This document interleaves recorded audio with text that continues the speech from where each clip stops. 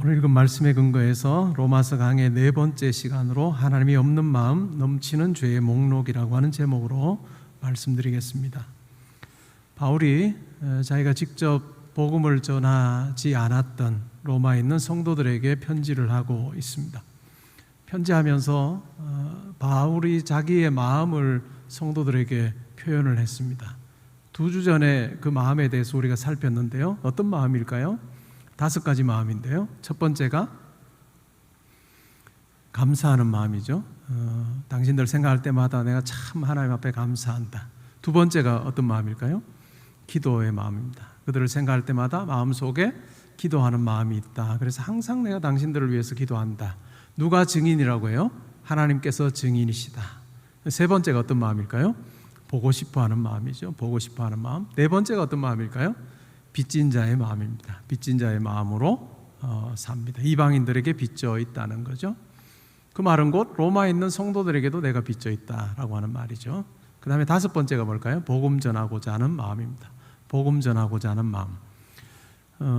여러분들이 설교를 들으시고 나서 월요일에 성경을 읽으시거나 아니면 기도하실 때 주일에 들으셨던 말씀을 한번 쭉 묵상을 해보시고 그 말씀에 근거해서 기도해 보시면 어떨까 해요. 그러면 그 말씀 가지고 한 번 더 되새기고 또 한 주간을 살아갈 수 있는 힘이 그 가운데 있으니까요. 자, 이런 마음을 표현을 했습니다. 그런 마음을 표현을 했고, 그러면서 아주 담대하게 1장 16절 17절에서 이야기를 하죠. 내가 복음을 부끄러워하지 않는다라고 이야기합니다. 그 이유가 뭘까요?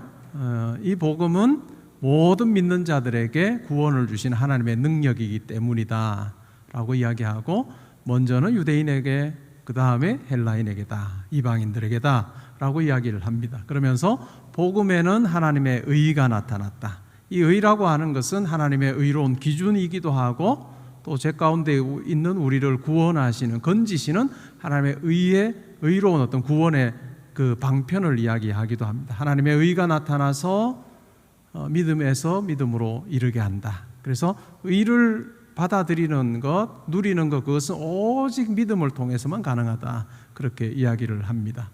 그러면서 하박국서를 인용하면서 그러기 때문에 오직 의인은 믿음으로만 산다라고 하는 아주 놀라운 선언을 했습니다.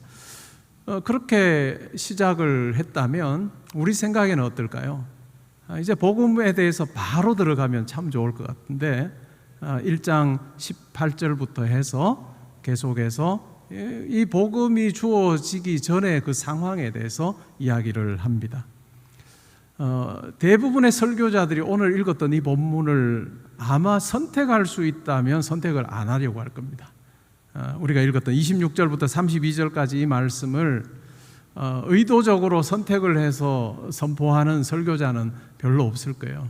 우리 읽으면서도 끝에 가서 아멘 이런 말이 잘 안 나오는, 그러면서도 굉장히 어떤 면에서 죄의 목록에 대한 이야기들을 쭉 하기 때문에 굉장히 부담이 되는 그런 내용이죠. 근데 뭐 저야 이 본문을 피해갈 수가 없습니다. 왜냐하면 강해 설교를 쭉 하기 때문에 주어진 대로 본문 따라서 쭉 가다 보니까 뭐 건너뛸 수도 없는 거고요. 그러나 건너뛰어서는 안 되는 매우 중요한 내용이 오늘 이 속에 담겨 있습니다. 오늘 그 부분에 대해서 한번 살펴보면 좋겠습니다. 지난주에 읽었지만 24절, 25절을 포함하여 32절까지 반복되는 표현이 있습니다. 어떤 걸까요? 24절에 보시면 이런 말이 나옵니다. 하나님께서 그들을 마음의 정욕대로 더러움에 내버려 두사. 하나님께서 내버려 두셨다라고 하는 말이죠. 그 다음에 26절에도 나옵니다. 하나님께서 그들을 부끄러운 욕심에 내버려 두셨으니. 그리고 28절에도 보면 하나님께서 그들을 그 상실한 마음대로 내버려 두셨다. 3번이나 나와요.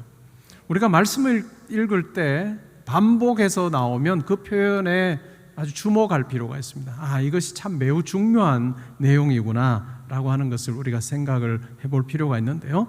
바울은 이 죄의 부분에 대해서 다루면서 하나님께서 내버려 두셨다라고 하는 말로 표현합니다. 그리고 하나님께서 내버려 두셨을 때 어떤 일이 벌어졌는가라고 하는 부분에 대해서 이야기를 하죠. 계속 그 내용을 보면 더 심화돼요. 그 하나님께서 내버려 두셨을 때 우리의 삶의 모습이 훨씬 더 곤고해지고 힘든 지경에 처하는 그러한 방식으로 설명하고 있습니다. 24절을 한번 보실까요? 그러므로 하나님께서 그들을 마음의 정욕대로 더러움에 내버려 두사. 내버려 두시는데 그 내버려 두심 이야기를 할 때마다 항상 앞에 사용하는 단어가 있어요. 그 단어가 뭘까요? 마음입니다. 마음의 정욕대로 내버려 두셨습니다. 그러자 어떤 결과가 일어납니까? 그들의 몸을 서로 욕되게 합니다. 그들의 몸을 서로 욕되게 하여서 성적인 방탕함이 생기게 됩니다. 25절에 보시면 이는 그들이 하나님의 진리를 거짓 것으로 바꾸어 피조물을 조물주보다 더 경배하고 섬김이라. 주는 곧 영원히 찬송할 이시로다. 아멘이라고 이야기하는데 이 성적인 방탕함이 실제로 우상숭배와 연결되어 있습니다. 바울 당시에 여러 종교들을 보게 되면 신전을 만들고 거기에 그 신전을 섬기는 제사장들을 두고 또 다른 특정한 사람들이 있었는데 그들이 바로 창녀입니다.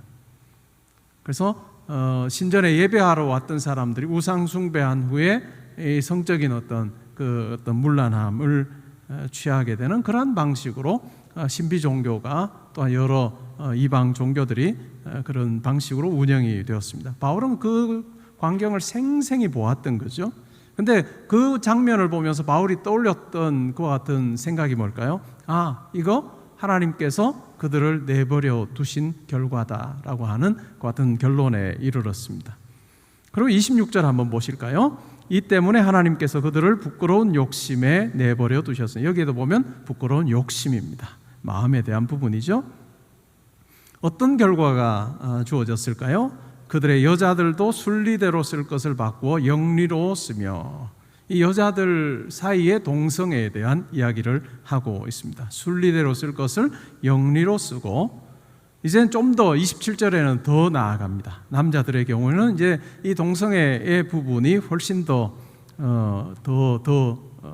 심각해지는 그런 모습을 묘사하고 있는데요. 그와 같이 남자들도 순리대로 여자 쓰기를 버리고 서로 향하여 음욕이 부릴 듯하며 남자가 남자와 더불어 부끄러운 일을 행하여 그들의 그릇된 일에 상당한 보응을 그들 자신이 받았느니라. 그러니까 더 나아가 성적인 타락뿐만 아니라 동성애가 만연하게 되고 동성애로 인해서 그것에 합당한 그런 대가, 보응을 받게 되는 그 같은 모습에 대해서 이야기를 합니다. 바울 당시에 보면 그 사회가 동성애가 정말 만연했던 사회를 알 수 있습니다. 황제로부터 시작하여 노예에 이르기까지 동성애가 정말 빈번하게 행해졌던 그 같은 사회입니다. 바울은 그 같은 모습을 보면서 이것 또한 하나님께서 그들의 욕심대로 하도록 내버려 두심의 결과다라고 그렇게 이야기를 합니다. 오늘날 우리 주변에도 이제는 동성애를 하는 사람들이 늘어나고 있습니다. 제가 처음 동성애자를 만난 것이 30년 전입니다. 꼭 30년 전에 1990년도에 제가 미국에서 미국 문학을 공부할 때 동성애자를 만난 적이 있습니다. 그때만 해도 한국은 동성애 관련된 이야기들이 별로 없을 때였는데 주중에 공부를 하고 주말에는 주로 이제 체육관에 가서 농구도 하고 운동도 하고 했습니다. 그게 사우나실이 있고 해서 사우나 같이 하기도 하고 운동한 친구들이 같이 하기도 하고 그렇게 했는데 그 체육관에서 연세가 좀 있으신 그 미국 남자분하고 이제 우연히 이야기를 하게 되었고 굉장히 이야기가 잘 통했어요. 철학 이야기며 문학 이야기며 정말 편하게 이야기가 잘 돼서 나이 차이는 꽤 있지만 미국은 나이 차이가 있어도 꽤 이렇게 우리처럼 이렇게 안 친해지고 이런 개념이 아니라 친구 개념이 되거든요. 그래서 편하게 대화를 하고 지냈습니다. 그러면 이제 중간고사, 기말고사 치고 나면 또 같이 차도 마시고 밥도 먹고 그렇게 나중에 보니까 이제 그분이 동성애자였어요. 그리고 그분과 관련된 기사를 제가 읽었는데 그분이 서부 쪽에 아주 유명한 그 성공회 교회의 담임 목사님이었어요. 그러다가 이제 교회를 떠나서 제가 공부하던 그 지역으로 와서 살고 있었습니다. 그러니까 굉장히 미국 사회는 우리보다도 훨씬 더 이 동성애라고 하는 것이 정말 여러 사회 곳곳에 뿌리를 내리고 있습니다. 뭐 유럽도 마찬가지고 오늘날 한국도 이제 점점 더 이와 같은 동성애에 대해 성소수자의 권리, 인권이라고 하는 그와 같은 뭐 주장을 하면서 굉장히 목소리를 높이고 있는, 그리고 이것을 법으로도 제정하려고 하는 많은 시도들을 하고 있습니다. 실질적으로 동성애자들 중에 예수를 믿는 사람도 있고 뭐 신앙생활 하는 사람도 있고 안 하는 사람도 있어요. 외국의 경우에는 목사도 있고 신부도 있습니다. 근데 그런 어떤 신앙생활을 하는 사람들에게 있어서 이 로마서 1장 26절 27절은 매우 힘든 구절인 거죠. 그러다 보니까 어떻게 할까요? 이 1장 26절 27절 자체가 실제로 오늘날의 동성애와는 상관이 없는 구절이다라고 하는 내용의 이야기들을 계속 하고 있습니다. 원래 제가 우리 교회가 속해 있는 교단이 있어요. 대한예수교장로회 합동이라고 하는 교단이죠. 제가 이제 신학교 교수로 있으니까 그 교단의 신학부에서 저에게 논문을 하나 써달라고 의뢰를 했는데 제가 의뢰받은 그 내용이 바로 신약 성경에서 동성애에 대해서 좀 연구를 해서 발표를 해달라 해서 제가 이틀 전에 발표를 했습니다. 총회회관에 가서 신약에서는 동성애에 대해서 이렇게 이야기합니다 라고 하면서 주로 다루었던 본문이 바로 로마서 1장 26절 27절이었어요. 그래서 동성애에 대해서 발표를 하고 이번 주일에 이 본문을 가지고 제가 설교를 하게 됐습니다. 그러니까 이거는 뭐 짜맞추려고 해도 짜맞출 수가 없는데 스케줄이 그렇게 된 거예요. 근데 오늘날 동성애를 지지하는 많은 뭐 신학자들이든지 또 뭐 목회자들이 여기서 바울이 이야기하는 이 동성애는 오늘날의 동성애와 굉장히 다르다라고 하는 주장을 많이 합니다. 대표적인 것이 어떤 주장이냐 하면 실질적으로 바울이 오늘날 동성애에 대한 연구를 만약에 알았다면 이렇게 하지 않았을 거다. 오늘날 어떤 주장을 하느냐 하면 본성적으로 동성애적인 기질을 가지고 태어나는 사람들이 있다. 그래서 뭐 어쩔 수 없이 그 사람들은 동성애적인 성향을 가지고 있기 때문에 동성애를 하는 거다라고 하는 그런 주장을 하는데, 바울이 만약에 그와 같은 주장에 대해서 알았다면 이렇게 26절 27절에서 이렇게 아주 거칠게 표현하지는 않았을 것이다 라고 하는 주장을 펴니다. 그리고 또 어떤 사람들은 실질적으로 바울이 동성애에 대해서 반대하는 것이 아니라 그 당시에 굉장히 가부장적인 그런 어떤 권위가 존중되던 그런 사회에서, 남자의 권위가 굉장히 존중되던 사회에서 동성애를 하면서 수동적인 입장을 취하는 그런 어떤 남자들의 그 태도를 보면서 그것은 죄다라고 그렇게 이야기하는 거다라고 이야기를 하거나, 또 어떤 사람들은 실질적으로 바울이 여기에서 이야기하는 그런 그 동성애자로 묘사하는 사람들은 원래는 이성애를 가지고 그렇게 살아야 되는데 그런 어떤 본성을 지니고 있는 사람인데 동성애를 하려고 하는 그 사람들을 향해서 하는 이야기다라고 그렇게 이야기를 하기도 합니다.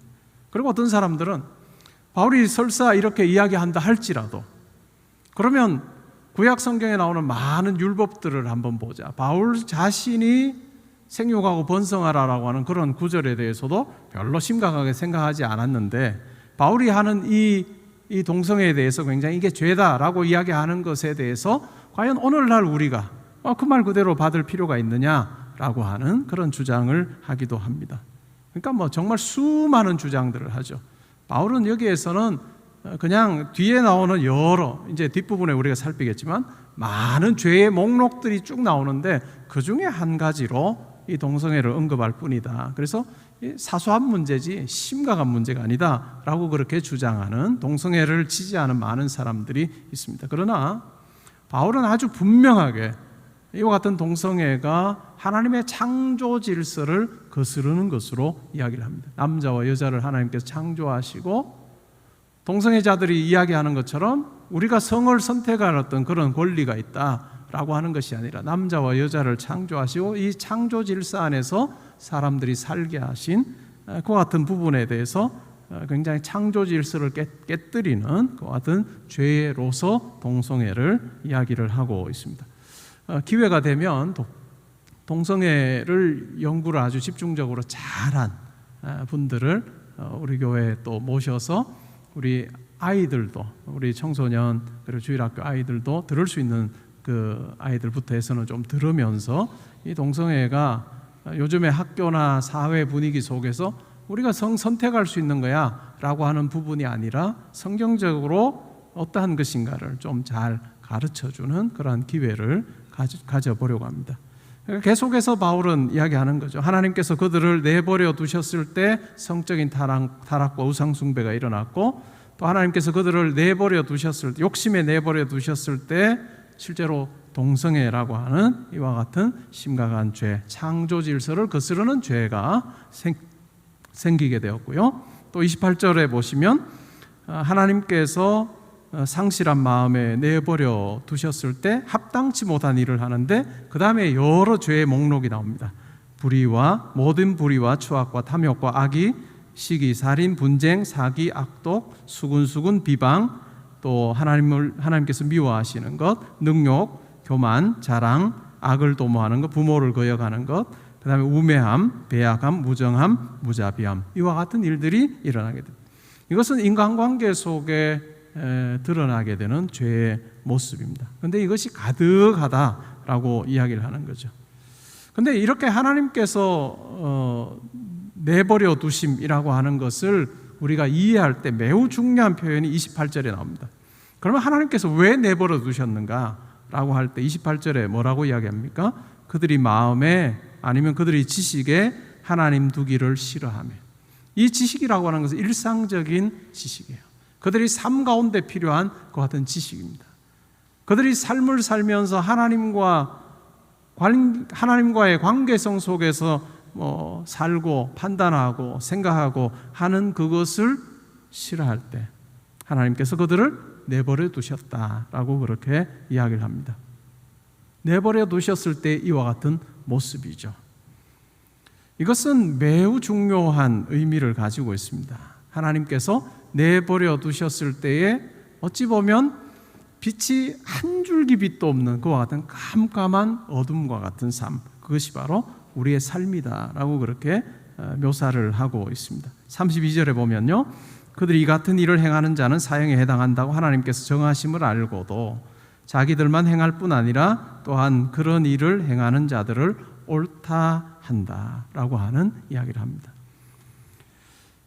우리가 이 하나님의 내버려 두심이라고 하는 이 부분을 생각할 때 정말 하나님께서 우리가 잘 살려고 할 때 그냥 내버려 두시는, 우리를 심판하실 때 우리를 어떤 아주 악한 곳에 우리를 몰아넣으시고 그냥 그 안에 살게 하시는 그 정도의 차원이 아니라, 하나님을 우리가 싫어할 때 그래? 그러면 나 없이 한번 살아봐 라고 할 때 그 모습, 그 비참함을 보게 하십니다. 저는 이 본문을 살피면서 예수님께서 하셨던 비유가 하나 떠올랐습니다. 어떤 비유일까요?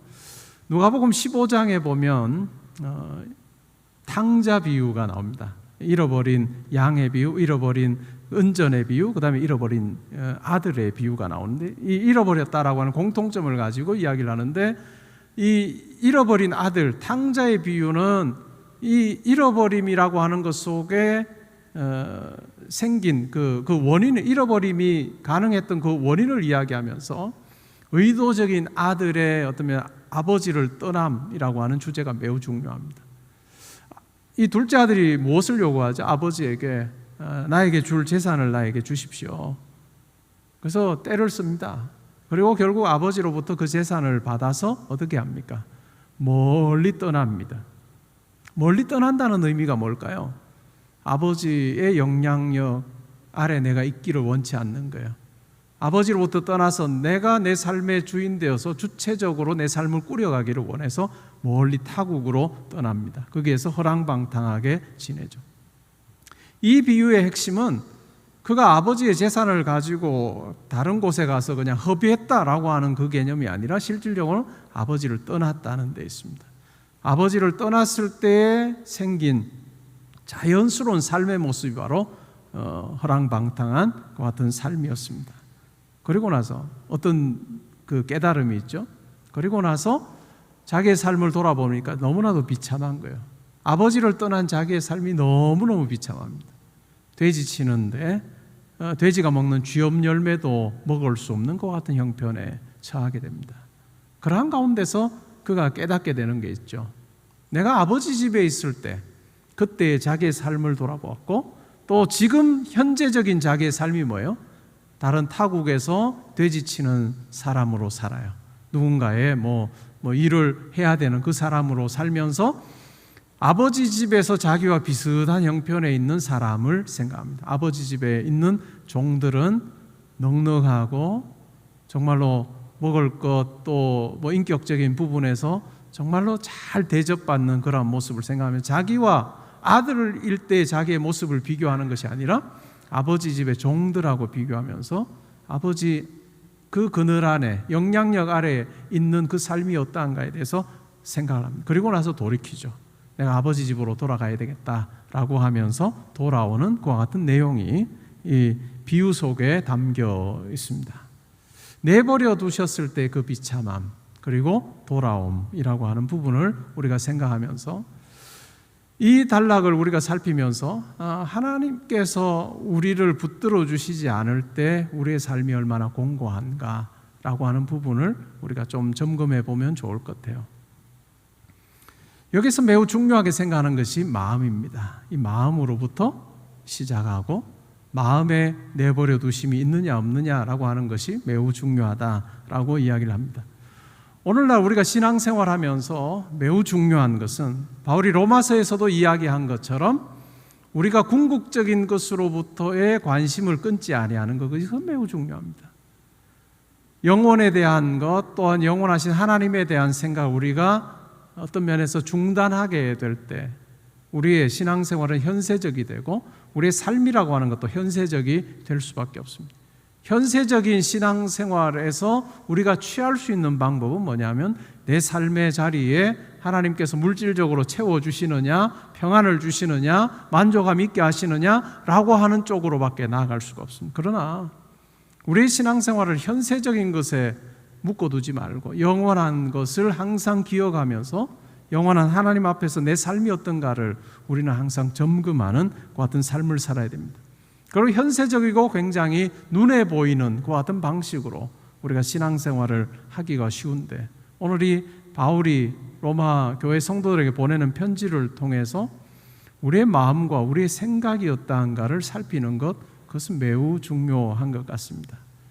저는 이 본문을 쭉 읽으면서 저의 삶의 현재일 수도 있고 과거일 수도 있는 저의 지금까지의 삶의 모습 속에 여전히 존재했던 많은 죄의 목록들이 제 삶과 관련이 있음을 제가 느낄 때가 있습니다. 그러면서 하나님께서 저의 삶을 마치 이렇게 비탈길 같은, 그리고 저 아래에는 낭떠러지로 굴러 떨어질 수밖에 없는 그 비탈길에 마차와 같은, 제 인생이라고 비유를 하면요, 그런 마차를 하나님께서 전능하신 손으로 붙들어주고 계셔서 제가 비탈길로 미끄러 내려가지 않고 낭떠러지에 떨어지지 않는 삶을 살고 있구나라고 하는 생각을 이 본문을 통해서 해보게 되었습니다. 여러분의 삶은 어떠하신지 모르겠어요. 여러분 과연 하나님 앞에서 여러분들의 마음을 잘 살피며 살고 계시는지요? 하나님 앞에서 여러분의 생각을 잘 점검하며 살고 계시는지요? 우리가 겉으로는 괜찮은 사람으로 우리가 사는 것 같고, 또 다른 사람 보기에 굉장히 친절하고 다른 사람 보기에 굉장히 인격적인 그런 모습으로 사는 것 같으나 우리의 생각과 우리의 마음 속에는 여전히 사람들이 알지 못하는 여러 가지 악들이, 또한 좋지 못한 생각들이 우리 가운데 있음을 발견하게 될 때가 많습니다. 그러면서 그와 같은 마음을 보시는 하나님 앞에서 내가 하나님의 의에 도달할 수 없음을 우리가 깨닫는 것, 고백하는 것, 그것이 매우 중요한 것 같습니다. 우리 기도의 시간에 꼭 필요한 부분이 이 부분일 것 같아요. 때론 우리가 기도라고 하는 것을 너무 현세적인 어떤 필요를 구하는 것으로 채워질 때가 많습니다. 우리의 기도가 기도의 자리만 딱 앉으면 하나님 앞에 이것 해주시고 저것 해주시고 라고 하는 필요를 구하는 기도를 할 때가 많습니다. 아니, 그 기도도 필요합니다. 그리고 제가 여러분들께 말씀드린 것처럼 내가 기도해야 될 대상을 놓고 요일별로 나누어서 기도하는 건 매우 중요합니다. 그러나 그 기도만으로 끝나서는 안 되고, 기도의 자리에 있을 때 내 삶이 어떠한지, 내 생각이 어떠하고 내 마음이 어떠한지를 잘 살피는 그러한 시간들이 필요한 것 같아요. 그러기에 우리의 기도의 자리는 정말 정신 똑바로 차리는 시간이 되어야 됩니다. 그리고 내 삶을 볼 줄 아는 시간이 돼야 되는 거죠. 그냥 겉으로 내 경제적인 여건이 어떠한지, 내가 건강한지 아닌지 하는 부분을 살피는 것도 필요하지만, 더 근본적으로는 내 마음속에, 내 생각 속에 정말 하나님 두기를 기뻐하는 삶을 내가 살고 있는지를 살펴보는 것이 얼마나 중요한지 모릅니다. 때로는 우리 신앙생활을 하다 보면, 살다 보면 뭘까요? 때로는 내가 주인 되어 사는 그 삶임을 확인할 때가 얼마나 많은지요. 그리고 신앙생활 하면서 여전히 나는 의롭고 다른 사람은 다 의롭지 못한 사람으로 평가하며 살기가 얼마나 쉬운지요. 우리는 엘리야 컴플렉스를 가지고 살기가 너무너무 쉽습니다. 하나님, 이스라엘에 하나님을 섬기는 사람이 저밖에 안 남았습니다. 저 혼자 남았습니다라고 하는 이 엘리야 컴플렉스가 우리 가운데 있는 거예요. 그런데 하나님께서 뭐라고 말씀하십니까? 아니, 바알에게 무릎 꿇지 않은 7천을 내가 남겨두었다. 너무나도 자기중심적인 생각과 마음 가지고 살고 있는 나를 바라보는 것, 그것이 필요합니다.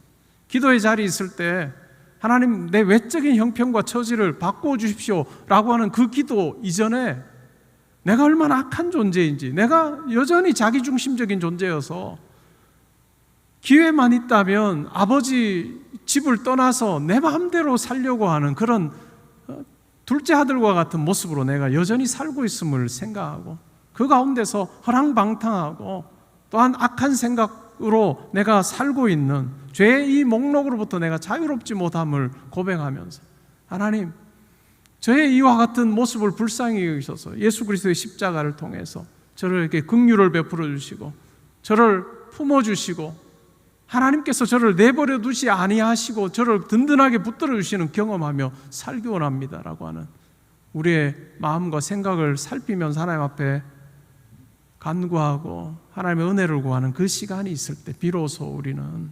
신앙생활하면서 이 죄의 목록으로부터 조금씩 멀어지는 것 같은 삶을 살게 될 것입니다. 우리 인생에 하나님 부르시는 그 마지막 호흡하는 그 순간까지 우리가 추구해야 되는 것은 바로 이거예요. 때로는 외적으로 보면 어느 시점부터 경제활동하는 것이 줄어들고 아니면 일선에서 떠나게 되고 수입이 줄고, 이것이 보편적인 이 땅의 사람들의 삶의 방식이지만 그것으로 인해서 낙심하고 절망하고, 그것이 아니라 내 마음과 내 생각이 이제는 조금 더 하나님을 의지하고 또 하나님, 내 생각과 마음에 하나님 두기를 즐거워하는 그러한 어떤 모습으로 내가 성화되어 가는 그러한 모습들을 내 삶에서 발견하는, 그것이 진정한 성도의 이 땅에서의 삶이라고 생각을 합니다. 여러분, 이번 주에도 기도하실 때 필요를 구하는 간구 이전에 하나님, 내 마음, 내 생각을 보면서 하나님, 제가 이러한 존재인데 이러한 자를 품어주신 것 감사하고 여전히 하나님의 은혜가 나에게 필요함을 제가 고백하오니 하나님, 저의 삶을 든든하게 붙들어 주옵소서라고 하는 그 기도가 우리 가운데 있어야 하리라고 믿습니다. 우리가 한 주간을 그러한 마음으로 살아서 하나님을 향해 떠나지 아니하고 하나님으로부터 떠나지 아니하고, 때로는 우리의 마음과 생각이 떠났다 할지라도 다시 하나님께로 돌이키는 그와 같은 하나님께로 향하는 회복의 역사가, 또한 회복의 발걸음이 우리 가운데 있어서 우리의 마음과 생각에 하나님께서 너 마음대로 해 라고 내버려 두시지 아니하시는 긍휼을 베풀으신 그 은혜가 우리 가운데 있는 한 주간, 또한 여러분의 삶 되시기를 주님의 이름으로 축복합니다.